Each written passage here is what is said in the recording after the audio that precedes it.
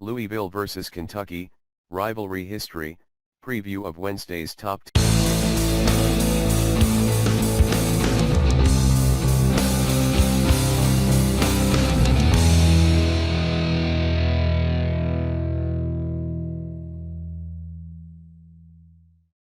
Outside of Duke, North Carolina, there is no better college basketball rivalry than Louisville, Kentucky.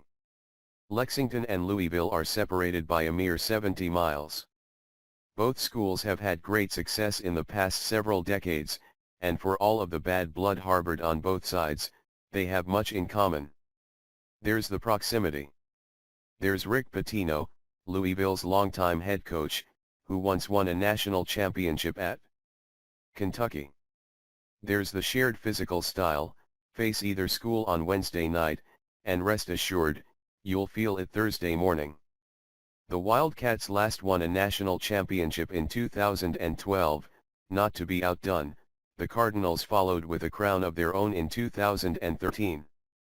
Players that almost went to Kentucky went to Louisville, and vice versa, but never doubt that they quickly developed a healthy disdain for their opponent.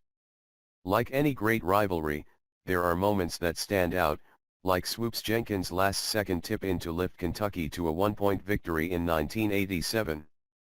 In the 1994-95 season, Louisville won the state of Kentucky. A year later, the Wildcats won the national championship. There was the Pitino return game. Louisville's new head coach was as well versed in Kentucky basketball as anyone, but in 2001, the Cardinals were no match for the Wildcats. John Calipari arrived in Lexington in 2009 and pumped new life into the rivalry. In 2012, the two teams met in the Final Four. Anthony Davis and the Wildcats downed Louisville en route to the national crown. In 2014, Louisville came oh so close to knocking off Kentucky in the Sweet 16. The Wildcats prevailed in a 5-point thriller. Wednesday night's game will mark the 13th time Pitino and Calipari have squared off against one another with both of their teams ranked. That ties an AP poll era record. Lately, it's been all Kentucky. The Wildcats have bested the Cardinals 8 of the last 9 times they played, with Louisville's lone win coming in 2012-13, the season it was doused in confetti.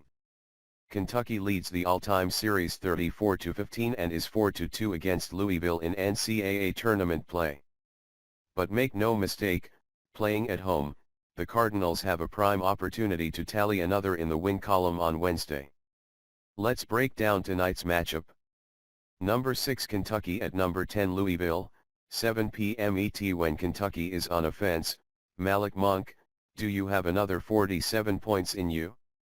Louisville leads the country in defensive efficiency, but even the best defenses generally have an area in which they're vulnerable. That might be true of the Cardinals, but if it is, they've yet to show it.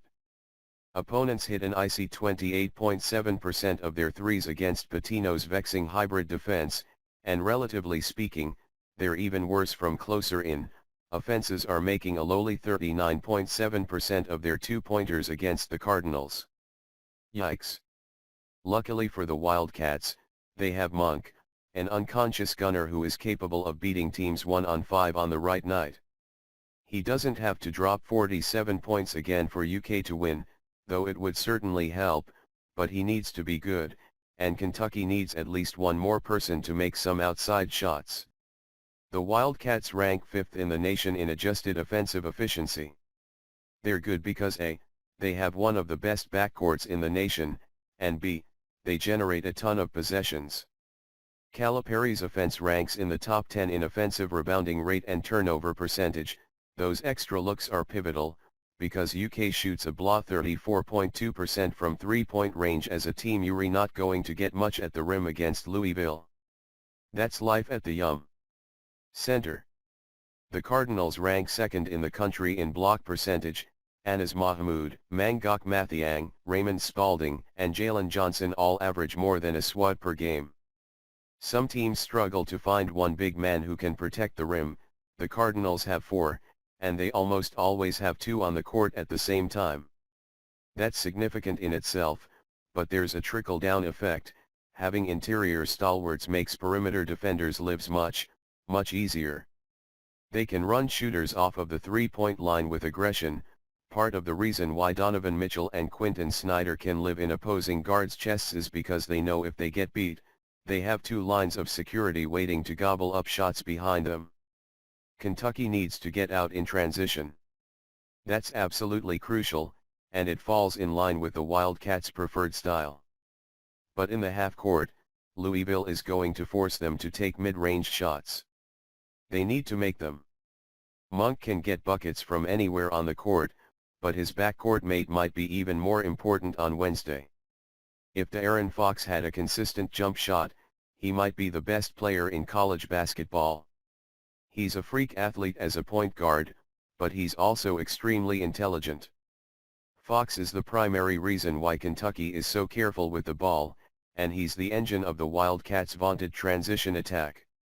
His jumper isn't great, but it's also not broken. Kentucky has two good screeners in Bam Adebayo and Isaac Humphries, and when Fox has the ball, he'll be able to get open pull UPS against the Louisville defense.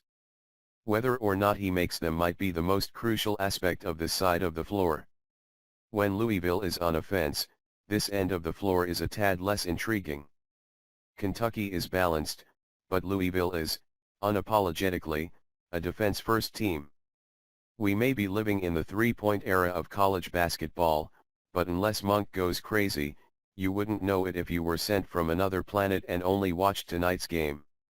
Louisville ranks 244th in the country in three-point percentage, and its leading scorer averages 11.7 points per game. "I'm not playing zone," Calipari said at his pre-game press conference. He looked into the camera and deadpanned, "I might in this game, Rick." That's not to say the Cardinals' offense is incompetent. Far from it, actually. Louisville ranks 31st in the nation in adjusted offensive efficiency, and like Kentucky, it scores by limiting turnovers and creating second chances. The Cards rebound 40.2% of their own clanks, which is good for 8th in America. But that presents a conundrum against Kentucky. Crash the glass with vigor and come up empty, and this could turn into a Fox, Monk, and Isaiah Briscoe fast break dunk fest.